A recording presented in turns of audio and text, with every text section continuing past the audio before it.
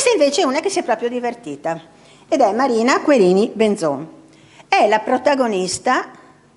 Ve la ricordate la canzone La biondina in Gondoetta? Ecco, allora, lei è una donna che si sente molto libera, molto sicura, di ovviamente nobilissime origini, sposa sto Benzon con palazzo sul Canal Grande, ma si diverte e crea una delle prime realtà della storia, soprattutto settecentesca, delle donne veneziane, i cosiddetti salotti o conversazioni, dove le donne appunto si trovavano, e non solo donne, ma anche uomini di certa levatura culturale, a chiacchierare. E dico chiacchierare.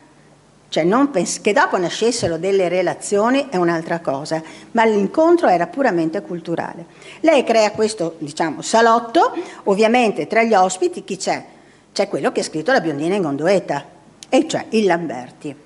Vi leggo solo una frase scritta da Lamberti, cioè l'autore della canzone, e come però Marina risponde. Perché, oh Dio, dice Lamberti, che bei cose, che go fatto, che godito, mai, mai più tanto beato sarò. Almen proprio de no.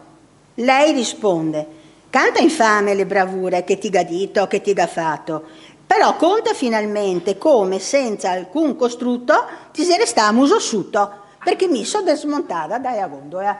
Quindi questa è la soluzione finale. Altro